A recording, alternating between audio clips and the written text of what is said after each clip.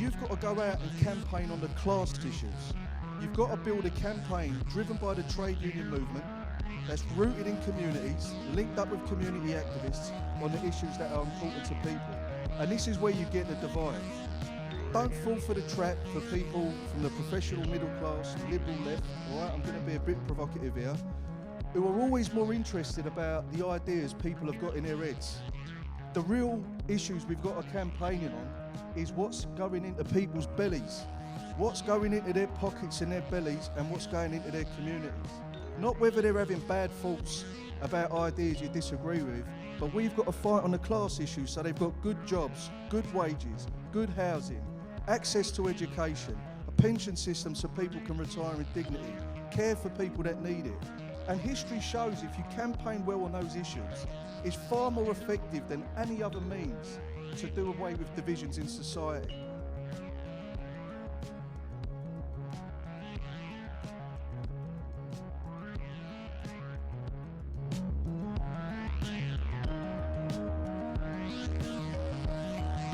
Hello, 1 2 1 2.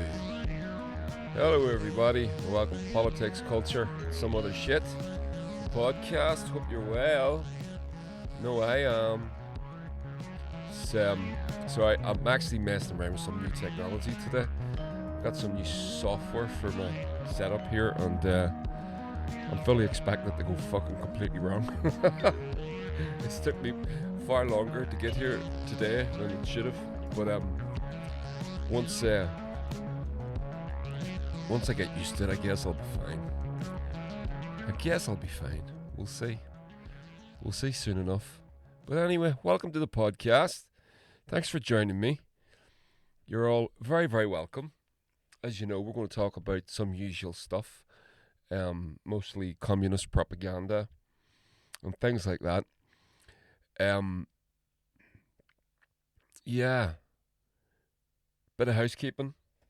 If you want to join me over on Patreon, that would be great. £1 a month. I only have one tier. Helps me keeps the lights on at here at Super 8 Ecotronic. I appreciate all the new sign-ups recently. Since I started back, we've got quite a few, and I'm really, really happy about that. And if you don't want to do that, you can throw a couple of bucks into the hat over at Buy Me a Coffee. Just buy me a coffee and search for Politics, Culture, and Some Other Shit. And likewise at patreon.com. Or you can join me over on Twitter, where I'm most active, just on generally during the day. So yeah, so let's get to it. That voice that you heard over the top of the theme was the wonderful Eddie Dempsey, who I'm sure a lot of you will know as the Assistant General Secretary to Mick Lynch at the RMT, the Rail and Maritime Transport Union. I think that's what that is. So, yeah. I'm going to break the video, but we're going to talk about that. I'm going to play the video for you, and we're going to have a little listen to it, and we can have a little discussion about what does Eddie mean. What's he saying? What is it he's talking about? And we'll explain it. Just in case you're confused, which I don't think you will be, but we'll have a discussion anyway. But before we go, we had a chat cool on Saturday night here at the house with the wonderful Mandy Bingham and Graham Bingham, and it was absolutely fantastic. We had such a great time. Great, lovely crowd, lovely audience, and Mandy would have made you cry on multiple occasions. She's that good and that sweet, that beautiful music that she does. It's just the best. So yeah, I guess I can make an announcement. The next Chuck Cule, you're the first guys to find out. I haven't even put this up on Instagram yet. Is going to be the wonderful True, 3-piece band here from in around Belfast, Lisburn direction. Irish language stuff, Irish music, very, very beautiful. Northern Ireland Music Prize nominees and about to embark on an American tour, and we're getting them just before they go on Friday the 7th of June. So yeah, so head over to thebonnevils.co.uk and you'll get tickets for that. So let's get to it. we're going to check out the Eddie Dempsey video, and we're just going to break down, have a little discussion about what he means, because I don't know if you noticed at one point he says, I'm going to get a little bit controversial here, and that's the crux of this. This, by the way, is from a panel he was on at the Robert Trestle Festival, which was held in Dublin just last week.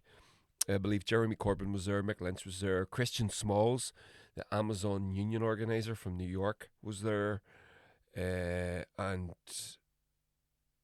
I think those were the big names. There was quite a few, actually. It was a big deal. Never got to any of them, of course, but what's new? So let's have a little listen to what Eddie's going to say here. You've got to go out and campaign on the class issues. You've got to build a campaign driven by the trade union movement that's rooted in communities, linked up with community activists on the issues that are important to people. And this is where you get the divide. Don't fall for the trap for people from the professional middle class, liberal left, all right? I'm going to be a bit provocative here, who are always more interested about the ideas people have got in their heads. Right? Do you hear that? Don't fall for the trap of what people have got in their heads. Now, he's going to clear up what he's meaning by that. But I feel that what Eddie's referencing, and he got called out on saying something about this before. He got called a racist a few years ago. I did a podcast segment on him, obviously trying to debunk him being called that. But this was basically the same thing. This is basically what he was saying. The ideas that people have in their heads don't, basically, I don't like using the word, but wokeism, that sort of a thing, because that sounds very fucking right-wingy. But people are being, and to use another parlance of our times, to use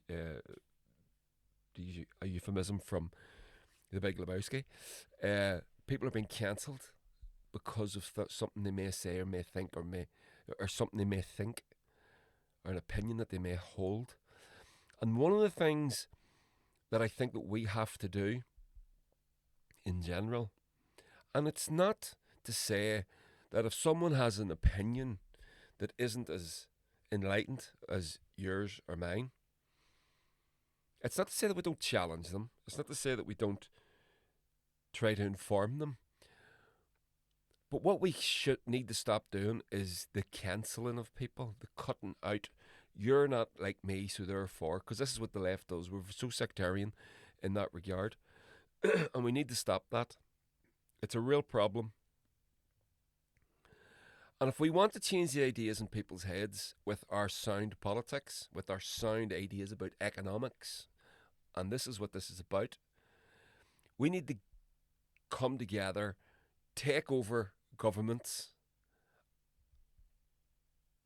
and build our ideas and our societies out of bricks and mortar in communities, so that these ideas become realities for people.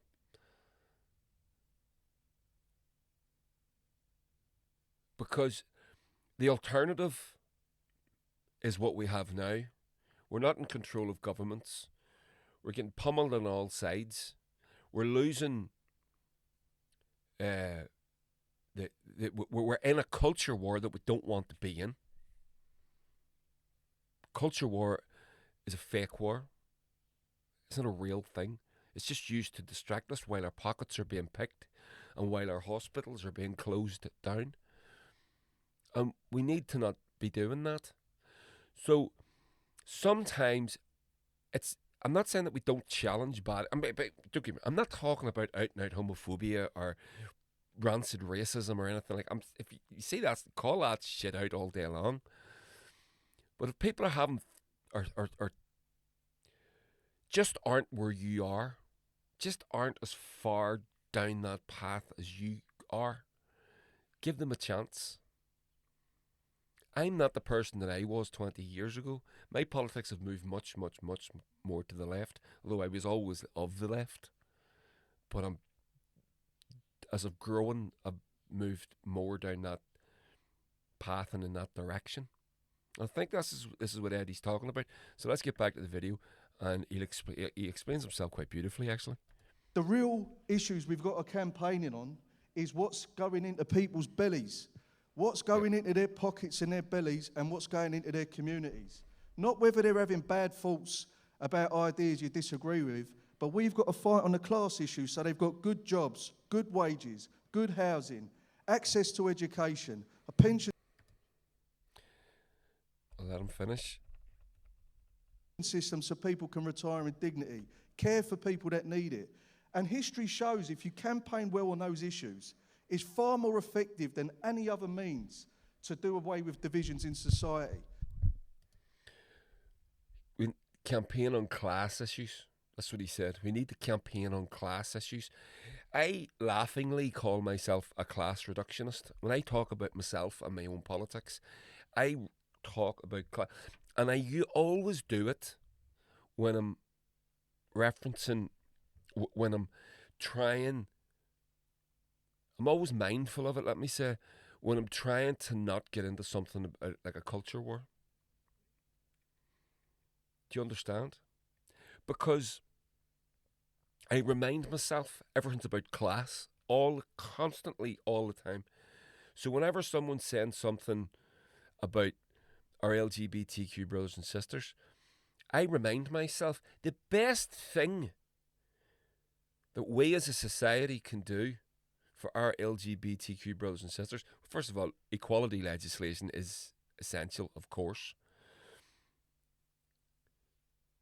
The best thing we can do is build a world-class healthcare system, world-class mental health services, world-class care in the community.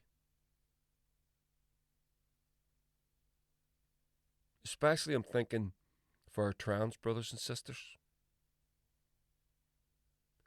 who are going to rely heavily on all of those. And the best thing we can do as a working class, as a society, is provide a world-class healthcare system, which is going to take care of who? Everybody. Obviously not just trans people or disabled people or elderly. It's going to take care of everybody. We cast a wide net and we get everybody in it. And that's the net that we cast. And whenever we talk about these issues, and we don't look at them through a class lens, we are creating wedges, and we call wedge issues. We're creating wedges to divide us as a what? As a working class. As a class. It divides us as a class. And that suits exactly the capitalists, the boss class, the owner class. They don't want us to have any of those things, and they want us fighting over the crumbs of the things that we have already, which is what's happening. We're watching that now being played out in the south of Ireland with the housing crisis,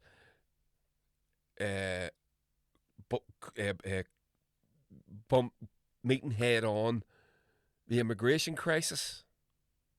These two things are banging off each other, and who is exploiting these two things? The right wing. It's a big wedge issue. It's lit these two things. There's the immigration, there's the housing, and there's the wedge straight down the middle, creating the divide. The reality is, there's nothing wrong, by the way, with having a sensible, commonsensical immigration policy. It's essential. You have to have it as a country. As much as I like the idea of open borders, I don't think it's going to work. Maybe I'm wrong about that one. I haven't given it enough consideration. But for people to demand that their country's borders be secured is not an unreasonable thing, in my opinion. But whenever you allow many refugees and, again, economic migrants, of which the Irish make up a huge amount of that across the world, when you allow a lot of refugees in and then don't give them anywhere to stay, and then the right wing come in and they say, look, they got that council house. And then, who do they blame? They blame Sinn Féin. Sinn Féin aren't even in government. This is clearly being fueled. There's an agenda here. This is all an attempt to stop Sinn Féin getting into the next government or leading the next government. That's what this is all about. And it's a classic divide and conquer technique that the capitalists and that the right wing have always used, and used it on us so much over the centuries. That's what the north of Ireland is a perfect example of. So we need to think about the world through a class lens all the time. Again, I laughingly reference myself as a class reductionist. Everything is done through a class. There's a running joke in my house. Whenever my girls ask me any questions, I always end up talking about capitalism because everything is about that. Everything is about it. It seems to me, I can always dilute it. Why is that happening? Why is it? It's always about that. But then on top of that, you have to see it through your class. And that's one of those things. And that's what Eddie is talking about. So I think he did. It's a very good point. I really hope they release these panels in full.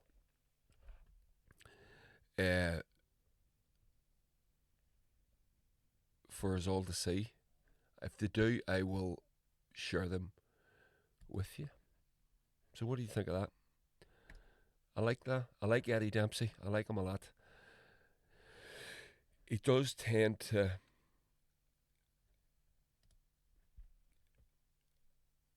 I had a conversation with a young woman today who's a PhD, doing a PhD. She's in Belfast, but she's from Columbia University in the US, and I'm inviting her on. I'm going to send her. I'm not going to announce anything just yet, but I've asked her would she come on the podcast and talk to me as a guest, and she said she would. And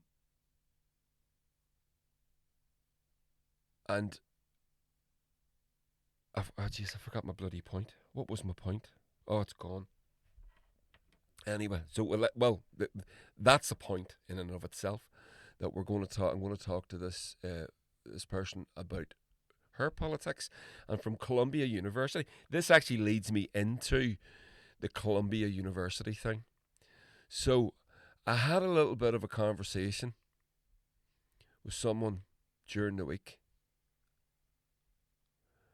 and just trying to find a little thing here just to play in the background while we're talking, while I'm talking, you're listening, hopefully. But it's about the Columbia. I got thinking about the Columbia students who started the protests and the camps. There's one there actually. This is from Suella Braverman. I'll put it up on the screen for you. By the way, anybody listening to this, as always, you can go over to YouTube and watch this, or go over to my Patreon and you can watch it. You can watch it ad free, which is kind of cool. No, let me get you. There you are. So there is you'll see on the screen there, Suella Braverman. Where they actually find these people will stagger me forever. And she's doing a little thing on GB News where she's walking. So there's a student encampment outside Cambridge University, and they won't talk to her, which is a tactic the students are now taking up. They won't talk to any of these people, and I think it's a brilliant idea because she's asked. It's a trap. It's a bullshit trap. Why are you here? You fucking know why we're here. Shut the fuck up. We're not giving you fodder for your horrible news channel. But I got thinking about these students, and in the US in particular, and I got thinking about the difference between these students and, say, the biggest other student movement of an era, which was the Vietnam protests. Now, the anti-Vietnam War protests, which took place all over the world, but again, obviously started in the US for obvious reasons. The people who were engaged in those protests, they ended up becoming co-opted into the system because the empire had something to offer them. And they could be bribed, almost. Don't want to call it a bribe, but essentially it's what it is. If you don't buck your ideas up, you're not going to get a job. You're not going to get that house. You're not going to be able to engage in civil society to the levels that you thought you were going to be able to before. And essentially, although they did contribute to the ending of that horrible piece of adventurism, eventually they did become the establishment itself. I think Americans call them boomers, or is it? I think boomers. What am I? I'm a Generation X, I think. Again, other little divides, little wedges that I don't like using. You know, the millennials, millennial generation. I don't like these things. They're far, far, far too simple, putting people into brackets like that. But again, it's like the identity politics thing. It's too simple an issue. I remember saying to my girls, whenever, I'm raising them up, whenever I was trying to be a father to them, and they were asking these questions, and the answer I gave them was, I said, your identity isn't your sex, your gender, or your sexuality, or your country, or the colour of your skin, or the hobby that you have. It's none of these. It's not any one of these things. It's lots of stuff. It's not that simple, But so I don't like the Generation X and Boomer and Millennial and all that stuff. It's too bleh. But these young protesters that are around today, one of the things that they don't have is they're not going to be able to partake in society the way that the previous generations did. Oh, there's a good video there. I'll show you that later. Oh, there's a good image. Yeah. So I'll leave that on the screen. That's a good one.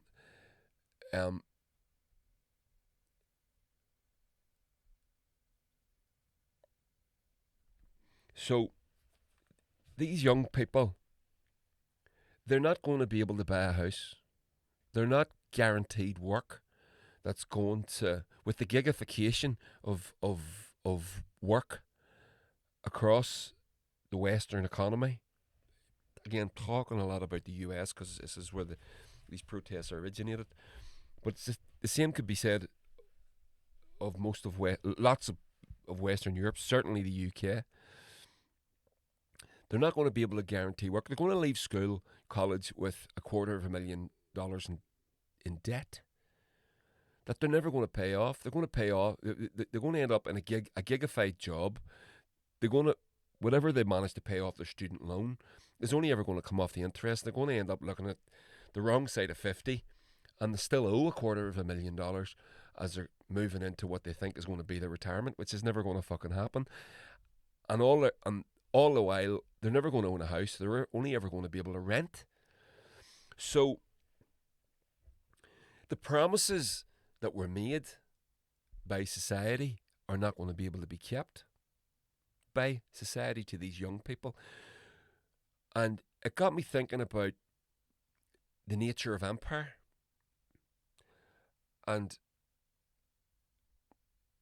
one of the things that kind of grinds my gears when I hear it is when people differentiate between morality over the centuries. So you say, oh, people back then, if you see some horrible atrocity or something vile happened, and people back then didn't know that that was the wrong thing to do. I don't believe that. In fact, now, maybe not to the same extent. There might be a difference in degree of what was right and what was wrong, but that hanging people is wrong. Genocide's wrong. I don't care who you are or when you were. You knew it was wrong. In fact, I've read reports. I've read some of the writings about people like Christopher Columbus. Christopher Columbus is celebrated as a great explorer and a hero, and has a national holiday named after him in the United States, and this university, Columbia University, obviously has his name attached to it.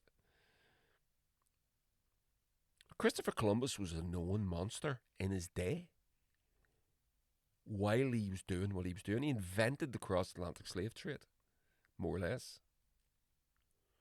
Maybe if you can't pin it down exactly to him, it was certainly him that industrialized it, which is what he did. He committed a genocide across the Americas, and did it deliberately.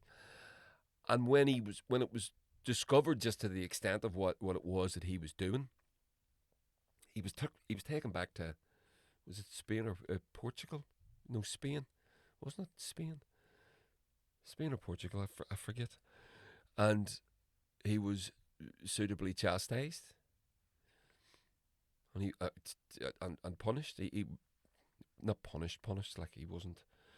He was still of the establishment, but he was stopped from going back out there.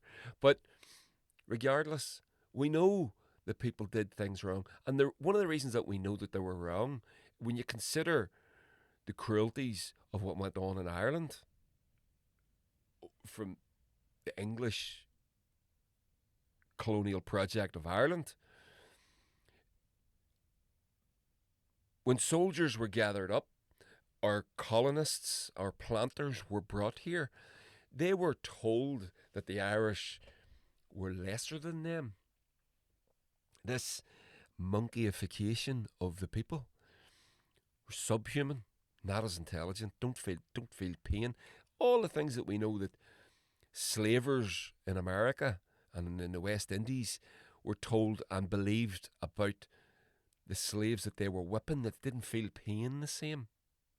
Things like that. But combine that with the fact that people were doing well in the empire, under the auspices of the empire. Say the Roman Empire, if you were a Roman citizen living in Rome, you were doing quite well. And I don't believe that you thought that the people slaughtering each other in a Colosseum was okay. I don't think you did. I think they knew it was wrong, but they were happy enough because they were benefiting from it. And I think that's one of the big differences between the protesters today and the protesters from 40, 50 years ago. These people aren't going to benefit. And they know it. And their morality has kicked in as well. Plus combined the level of access to information, which is why they're closing down things like TikTok. So these young people, I love what they're doing. I think it's wonderful. I really do. And I applaud them. And they are putting it on the line, but it has to be said, they're not going to benefit from the system. And they'll tell you that themselves. They know. I'm not slagging them off at all. They're 100% correct. And we get told that the stock market is at an all-time high. It never seems to be not at an all-time high. We watch mega corporations, multinational companies buying up local housing stock, such as they've done to the detriment of the entire country in Ireland. And the governments are doing nothing, absolutely nothing about it. And then they call it something about, they come out with some bullshit about it's a free market and that we don't want to interfere. Well, the capitalists don't mind interfering, and I will show you a little video to prove that right now. See if I can find it here. I know it's at the top of my Twitter feed. So this is the new technology that I'm hoping works. If it doesn't, this podcast is going to take on a whole different look. So check this guy out. I'm going to just pause this 1 second. So this is a guy who's going to show you a Chinese electric vehicle. Now, the poster of the video says, if capitalism breeds innovation, then why do we have to put 100% tariffs on cars, ban TikTok and Huawei so that US companies can compete? The myth of the free market. This is what it is, you see. So we can't stop a hedge fund from buying up the housing stock in order that they can charge 1.5 or 2 times a mortgage in rent. But we can put massive tariffs on Chinese companies from importing their products into our markets because we live in a free market. Do you see how that doesn't make sense? So check this out. I know why Chinese cars aren't sold in America. It's because they would dominate. This is the Yangwang U8. It's the luxury arm of BYD. You get LiDAR sensors here, more LiDAR up there. In the front, your main headlights are here, but at night this entire thing lights up and it looks amazing. You get one electric motor on each wheel and combined it makes 1,180 horsepower. And if you need to do a quick U-turn, watch this. So my charge port is here, and when I open it, this will tell me my charge level. But on this side, you put in gas. That powers your turbo 4-cylinder generator. This doesn't power the car, it just makes electricity for those motors. On a full charge and a full tank of gas, this can do over 600 miles. Inside, you get this panoramic roof that literally has shooting stars, and it can also do this. Ni hao, Yangwang. 我在 Kai Tian Trunk. 收到，正在 Hey! You also get pillows in your headrest. My seats are heated, ventilated, and massaging. I get a passenger screen, ambient lighting underneath, more ambient lighting up here, and this curved display that works ultra fast. You also get a front and rear locker, 50-watt charging pads, a built-in cooler, storage space under here, and what's this? Smile. You also get this driver display with touch controls, this gorgeous steering wheel, tons of space in the back, a screen here, another one there, a third screen here, and another wireless charging pad. Not only are my back seats heated and ventilated, they can also massage me. Even my trunk has leather, wood, and suede, and look how big it is. It also has hydraulic suspension and can float in water. There's no version of that over here. It's what a vehicle, although it is the big wank panzer type. But yeah, I'm not a fan of those things. But you get my point. You see what I'm saying? So we're watching the gigification of our workplaces. Less protections for workers, more protections for corporations. We're watching, through American adventurism and the weaponizing of the dollar via the sanctions mechanism, what they're doing in Venezuela and Cuba. They've weaponized the dollar, the world's global currency, which is effectively what it was. Second world and third world countries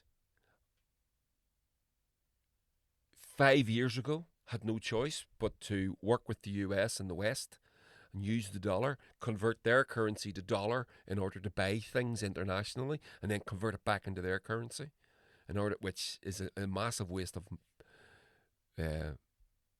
money.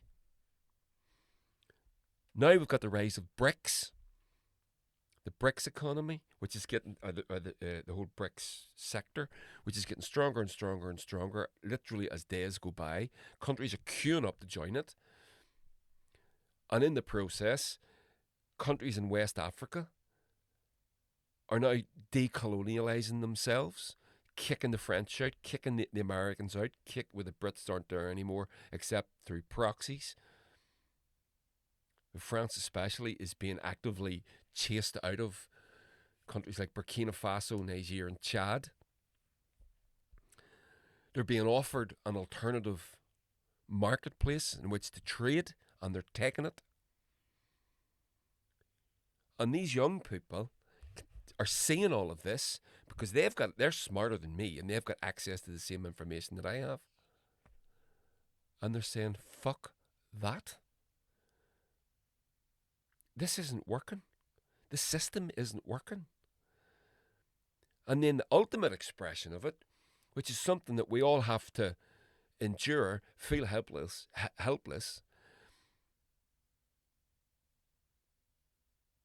The ultimate expression of it is we have to watch a fucking genocide being carried out on our fucking phones. Because you can't look away.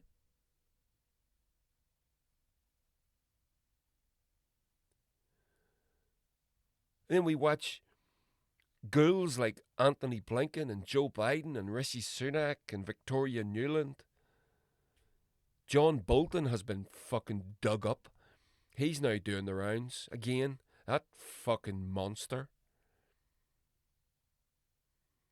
To call us all anti-Semites because we don't want to watch Palestinians who have done fucking nothing wrong get massacred. And when I say nothing wrong, I mean nothing wrong. I am not condemning Hamas. What the fuck do you think is going to happen whenever you do that to people? What do you do? I agree with Hamas? Not particularly.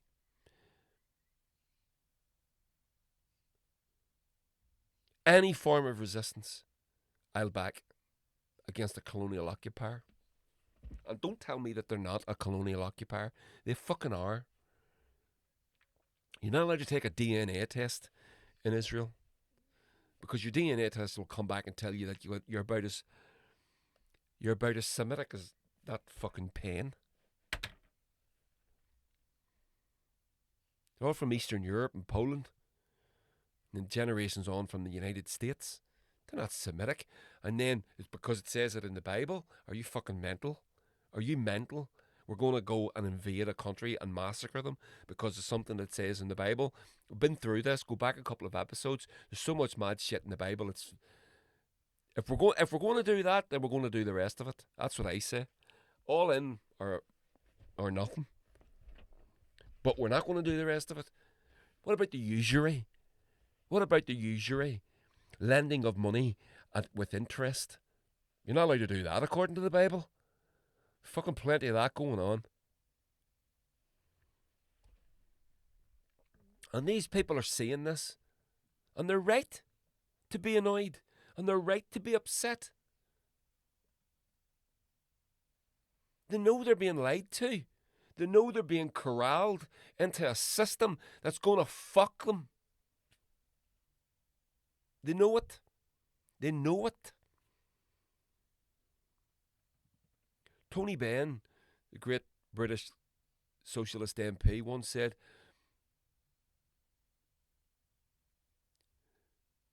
watching how your government treats refugees is often instructive. Is instructive because it shows you how they would teach you or treat you if they could get away with it. And this is what's happening here. Swap out refugee. They're doing the same with refugees. We know about the disastrous Rwanda project.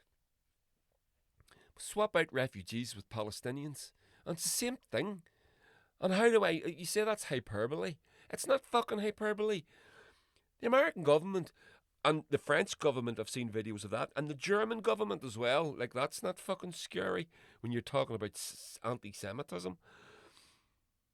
Have sent militarised armed police into these technically fucking drum circles with these they're to beat up their own kids, their own children.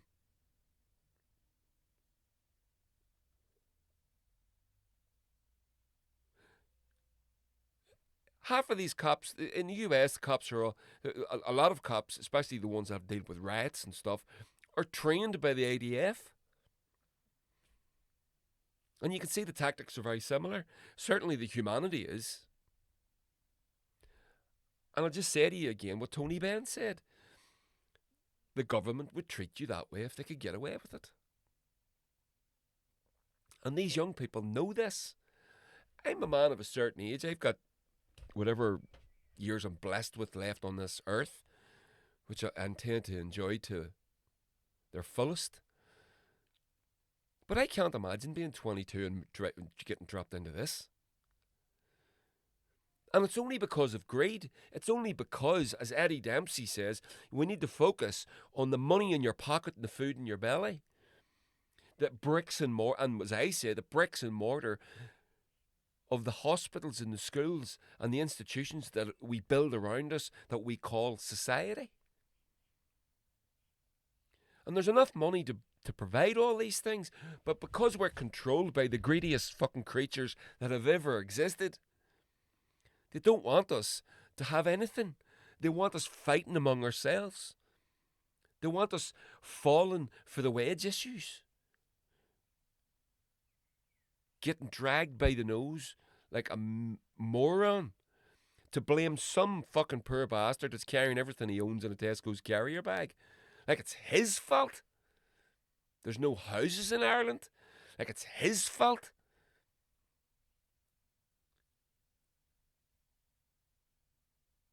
And these issues are all, I know I'm going across the boards here, but these issues are all connected. They're all coming from the same place. And they're all, every single one of them, are all out of choice.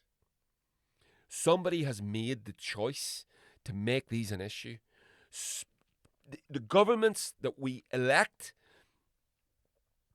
are either through negligence or through corruption, or through co-option, or because they believe in them, are deliberately not doing what the people that elected them want them to do. All across the world.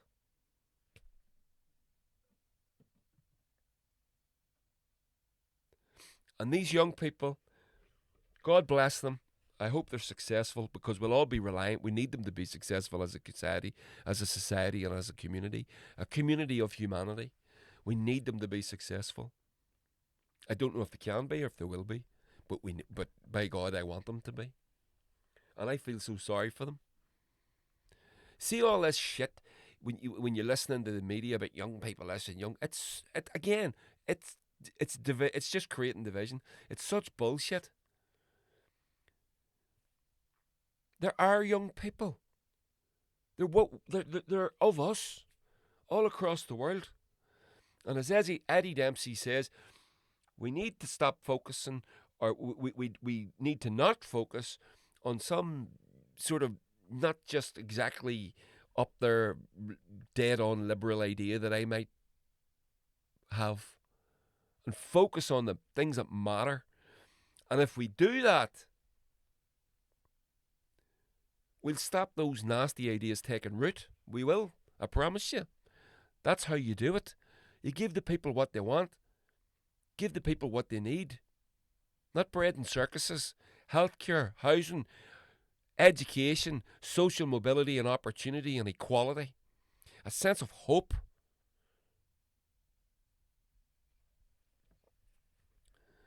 So there we go. And then just on that, this wonderful piece of news, and this happened today.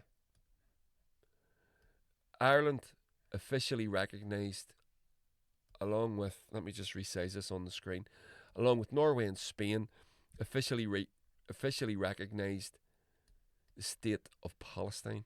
Now, we'll get into this in this article. I'll read this article for you. But this should have happened 10 years ago, but it didn't. So this just happened today. Today being the 21st of May, year of our Lord 2024. Ireland is expected to officially recognise the state of Palestine tomorrow morning. It is set to join two other EU countries in acknowledging the war-torn country as an official Irish state. I was going to say that. The Irish government has flagged its intention to recognise Palestine as a state this month amid unprecedented attacks in the Gaza Strip by the Israel Defence Forces. Defence Forces? That's a laugh. Former Taoiseach Leo Varadkar and Spanish Prime Minister Pedro Sanchez raised questions months ago about the EU trade deals with Israel while the war in Gaza continued. Mr Varadkar's successor, Simon Harris, has spoken to Mr Sanchez about Ireland and Spain recognising Palestine as a state. Norway, Malta and Slovenia have also signalled that they are considering giving full state status to Palestine. It is understood that the two EU states will recognise Palestine as a state tomorrow morning. Other the countries, that article is just repeating itself. The coalition is facing. Okay, that's about the local elections. Oh, meanwhile, an online video targeted at Ireland. I didn't see this.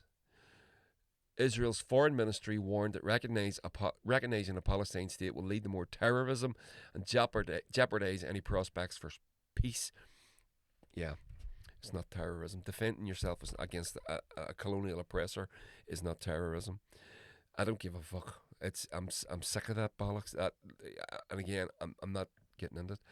The coalition to do the peace. The narrator says in the video, Ireland, the possibility of recognising a Palestinian state risks turning you into a pawn at the hands of Iran and Hamas. By the way, that's another thing that they do. It's never their fault. You watch, see if Sinn Féin get elected next year in the southern government, in the southern elections, Russia will get the blame.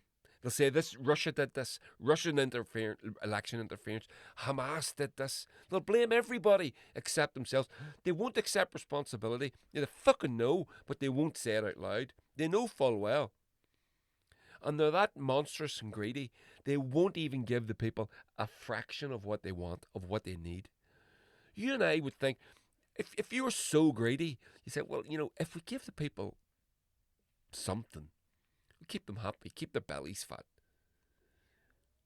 then they won't get angry at us and they won't try and build a guillotine to destroy us.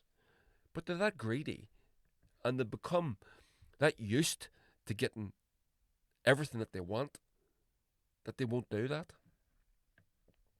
So it's going to turn you into the pawns of Iran and Hamas. Like, really? I've lived here all my life. I've never felt like I was an Iranian pawn. Such a move will only strengthen Hamas and weaken an already dysfunctional Palestinian Authority. So, the Israeli government put millions of dollars into suitcases and gave them to Hamas in order to strengthen them, in order to undermine the PLO, or the Palestinian Authority, sorry, not the PLO, the Palestinian Authority, to strengthen Hamas. Israel did that. We know that happened. There's recordings of it in the Israeli parliament. So if anybody's strengthening Hamas, it's Israel. So just on that, let me see where I was. This is Tawnistry. So this is a fantastic. This guy's called Andrew. I can't remember, but all the best people are called Andrew. Well, not all the best people. I can think of one particular one. It's rather horrible. He's from here and he does an Irish history Instagram, and he's really, really good. He's brilliant, actually. Very fond of him. So here is his. Oh, do I not follow him? Oh, I should. I do. Yeah. So here's his post. He's very funny.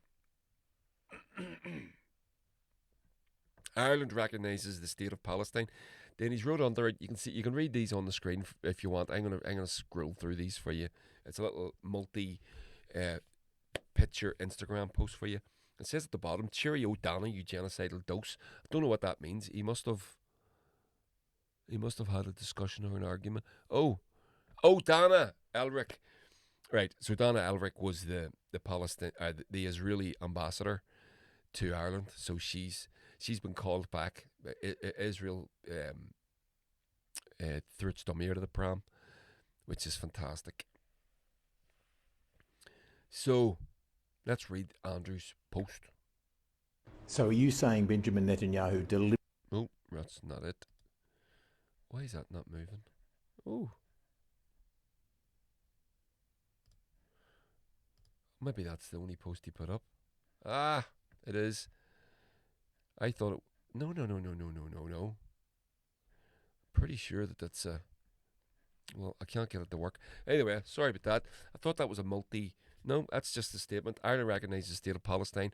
He says just under the post rather than in another slide. Nothing to say. Oh, there you go. So I got that wrong. He says nothing to say here. He says nothing to say here except I'm in awe and admiration of anyone who didn't rest up for a single second in their efforts to show up for Palestine. Not one step back, not one moment of hesitation. Complete and uncritical support for Palestine against their destruction by Israel. The only downsides to Ireland recognising Palestine are that it took so long and that it didn't go further. Couldn't agree more. And that Dana Elric Ehrlich gets to leave as opposed to being thrown out free Palestine. So yeah, I couldn't agree more with that. And just on the point I made a moment ago about Israel being the building up Hamas. Check this out. This is a class video. You'll enjoy this one. So are you saying Benjamin Netanyahu deliberately boosted Hamas to try to prevent a Palestinian state? Yeah, sure. He deliberately and systematically even told, is on record, whoever wants to avoid the threat of a two-state solution has to support my policy of paying protection money to the Hamas. So what we did, with the permission of our Prime Minister, is to let Qatar to transfer a huge amount of money in cash, probably more than... The previous guy was Ehud Barak, a previous Prime Minister. So he's telling you this is warts and all. This happened, and this is the mechanics of how it happened. $1.4 billion. Billion. By doing it, we increased the power of Hamas. We did everything in order to make sure that Hamas will go on controlling Gaza, and Palestinian Authority will control the West Bank, so they will fight each other. Netanyahu maintains the Qatar money was to avoid a humanitarian catastrophe. Having helped to build up Hamas, Netanyahu has now vowed to destroy it. He fed the beast, and it exploded in our face. If you base your national security strategy solely on force, then you need to win 24/7 forever. So are you saying... Or, as the ARA put it, they need to be lucky all the time. We only need to be lucky once. And that's what this is. It's exactly what this is. So you heard it right there from the horse's mouth. And just while we're talking, we're gonna finish up in a second, in a minute or two. I want to show you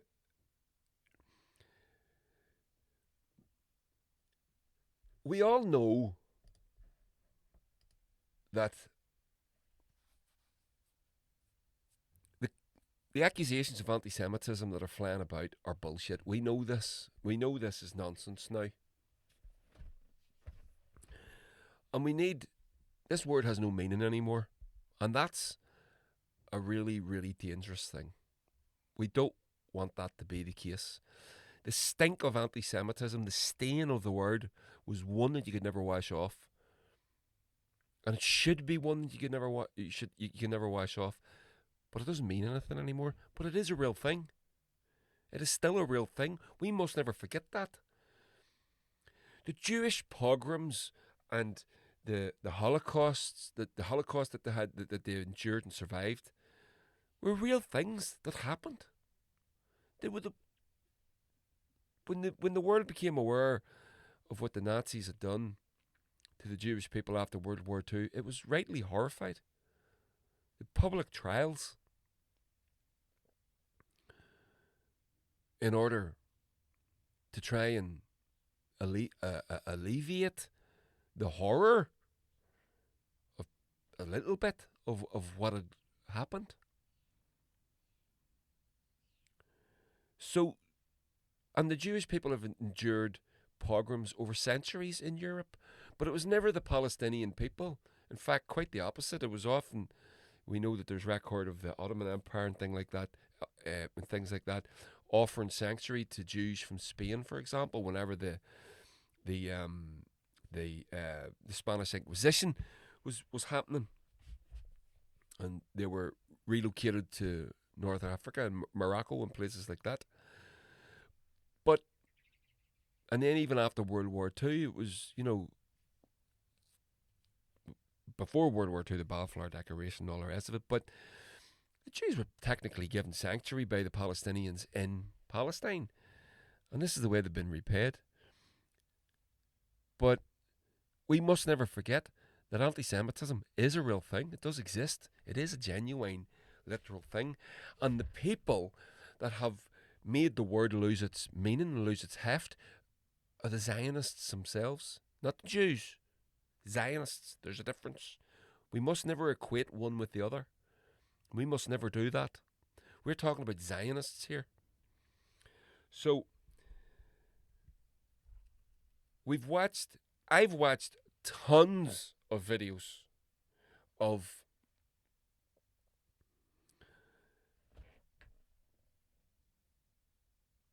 Zionist-funded agitators and counter-protesters attacking these students.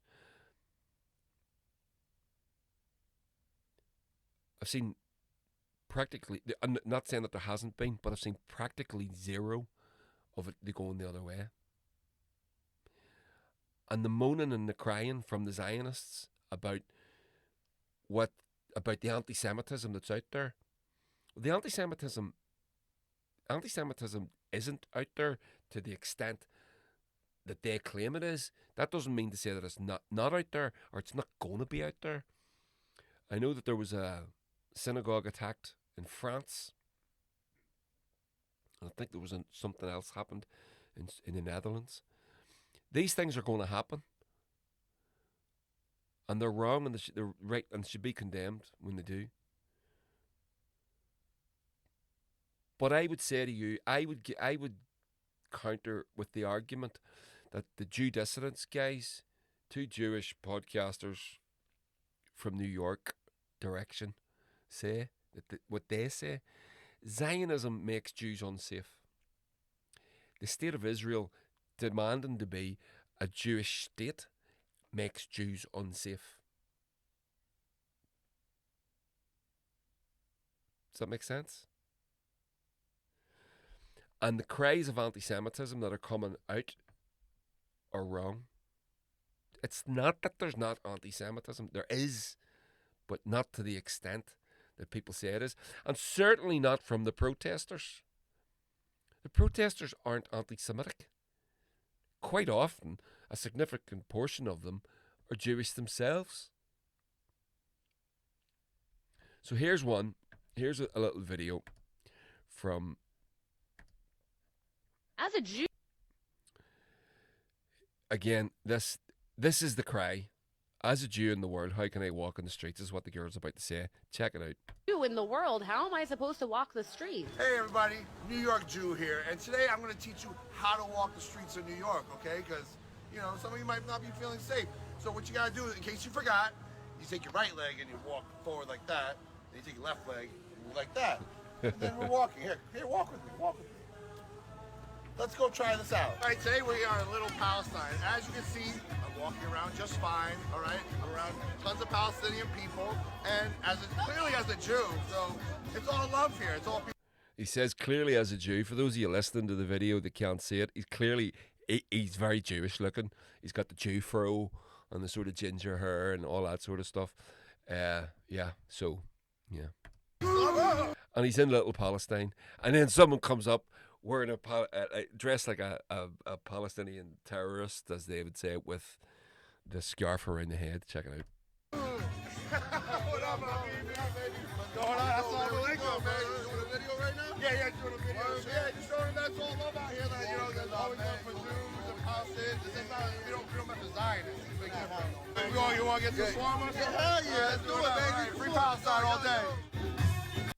So he says, see what he says? He says, we're not Jews getting along with Palestinians, not Zionism. It's a different thing. That's what we're saying. It's a different thing. This guy's called Jacob Berger. He's a New York comedian and actor. No. Jewish American actor, not comedian. Jacob Berger, sorry. So that's the point.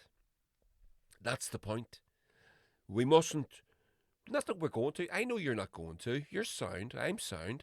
We know the difference, but we mustn't allow ourselves to be corralled. Again, getting back to Eddie Dempsey into these little thought crimes. It's not. Whenever we're accused of the worst thing, one of the worst things that humans have ever done to another human, the crime of anti-Semitism, we must be brave. We must stand up and we must say no. We're not, and we mustn't be afraid.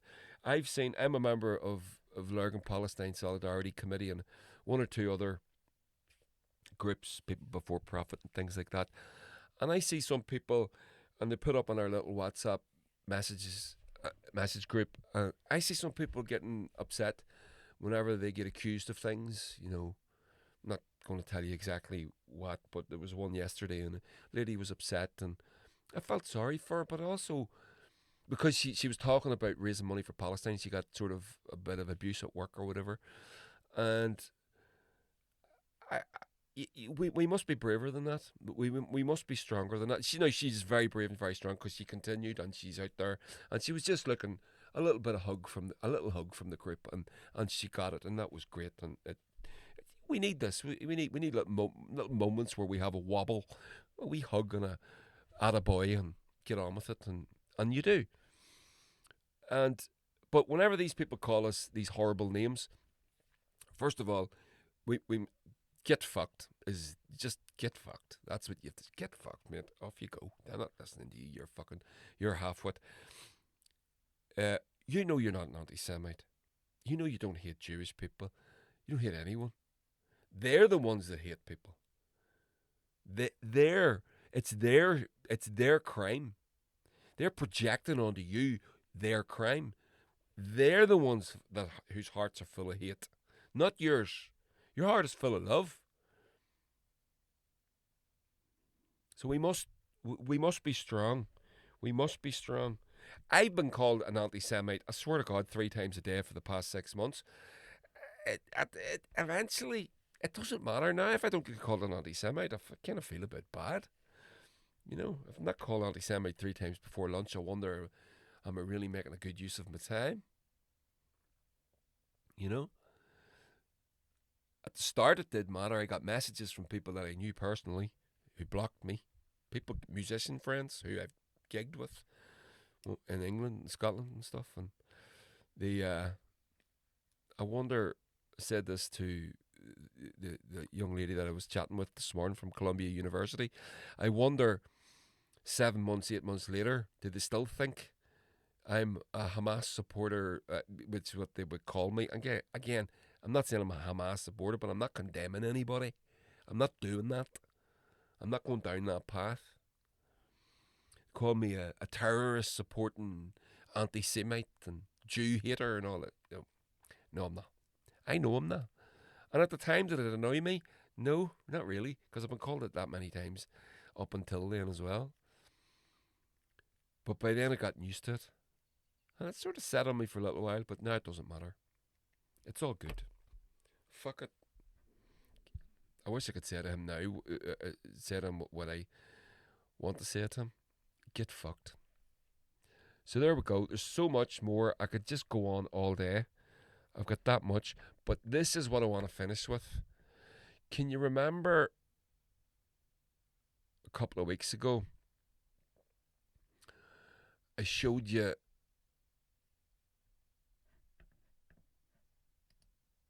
this clown?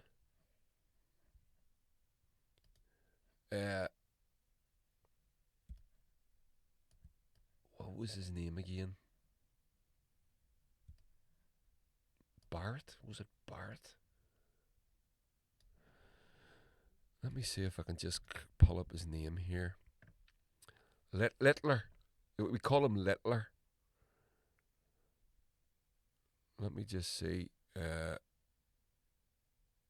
Oh God. I call him Littler because, you know, he's tiny and he wants to be Hitler.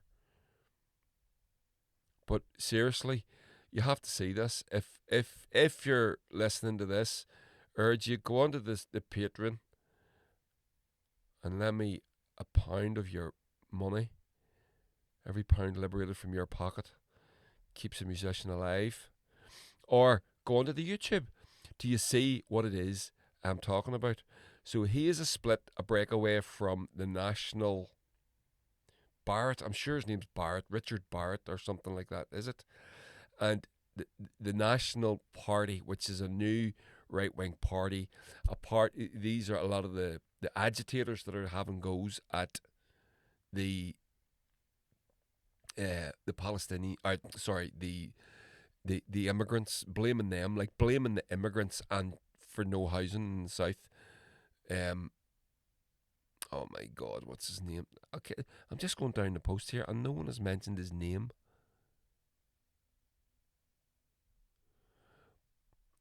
But he's a fascist, and at the very least, he is fascist adjacent. But there's a picture here of him, and he's wearing the most ridiculous outfit and hat. And this is him. This is the way he turned up the other day. So for those of you that aren't watching this, he's wearing like an officer's hat in the army, with a little his new party logo, and above it a gold harp, and then he's wearing a green fleece with the National Party logo, which is a N and a P. Very imaginative. The graphic designers among you will be fucking down a cringe right now. But the man is a fucking joke. But here's another picture of him.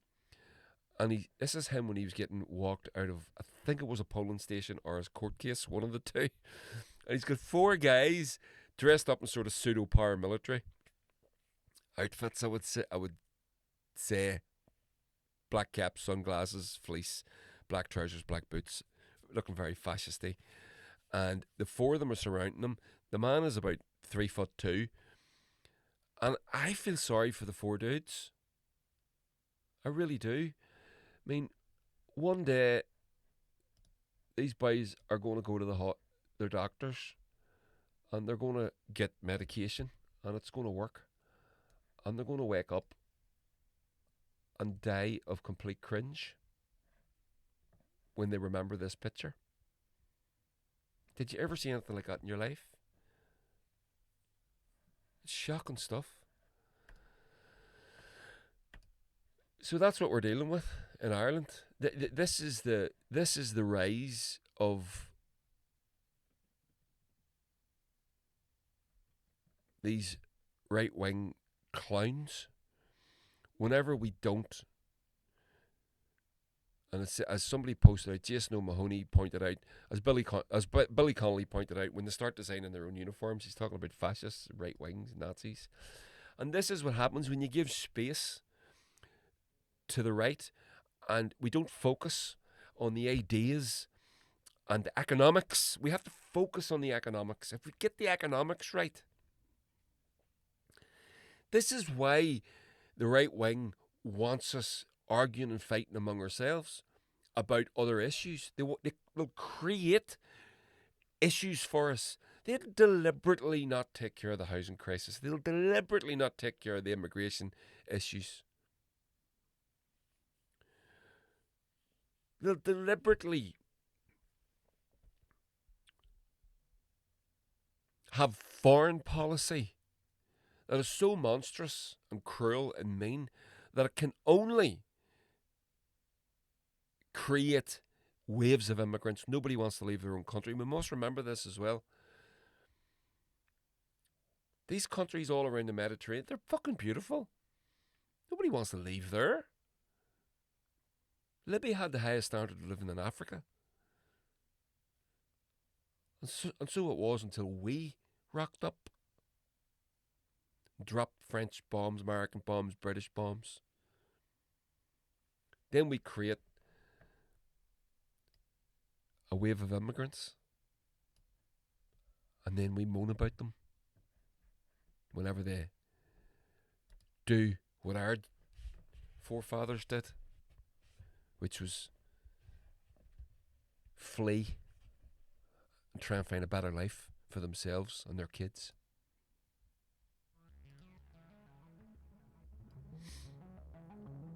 So that's, if there's anything about, if this podcast has a message today, it's that. It's what Eddie Dempsey started with. You know what? I'm gonna let Eddie have the last word. See if I can. I'll just play it whenever the credits are. The credits. Everything's done by me. Whenever I'm shutting it down. But that's the message. We need to be mindful of these things. We can help all the people in our society if we take care of the economics. It's not to say that the other things are going to take care of themselves. They're not. But we can, if we get the economics right, if we get into power, if we can get socialists into power, then all the other things should follow if the socialism is correct. If the leftist economics are correct. And don't be afraid of it. Whenever people,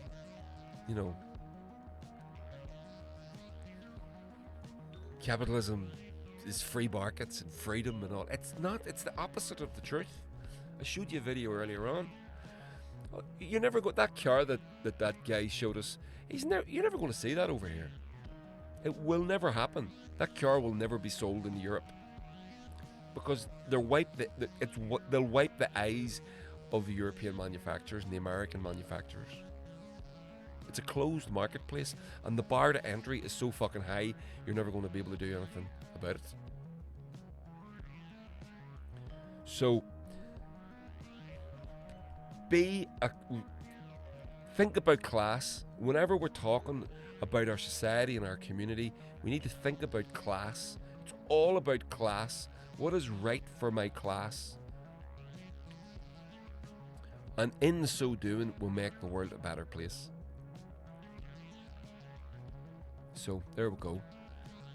I'll shut it down and we will listen to Eddie one more time before we go. And thanks everybody. Thanks for listening. I'm hoping I'll get another one in over the weekend. I still haven't decided when I want to do these. I was thinking Wednesday. If I could drop one on Wednesday morning would be good. So I'm thinking I'll do one every Wednesday. So I'll figure that out. In the meantime, join me over on Patreon. Get all these audio and video ad-free, and it helps the project. You can watch the video over on YouTube, and you can get the podcast in all the places that you get them. So you should do that. So there we go. That's me.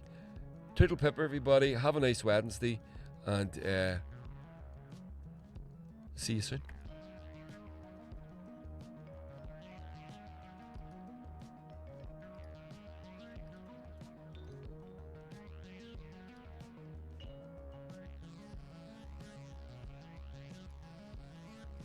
You've got to go out and campaign on the class issues.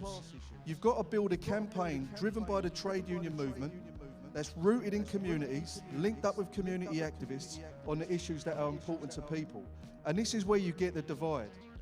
Don't fall for the trap for people from the professional middle class, liberal left, all right? I'm going to be a bit provocative here. who are always more interested about the ideas people have got in their heads. The real issues we've got a campaigning on is what's going into people's bellies, what's going into their pockets and their bellies, and what's going into their communities. Not whether they're having bad thoughts about ideas you disagree with, but we've got to fight on the class issue so they've got good jobs, good wages, good housing, access to education, a pension system so people can retire with dignity, care for people that need it. And history shows if you campaign well on those issues, it's far more effective than any other means to do away with divisions in society.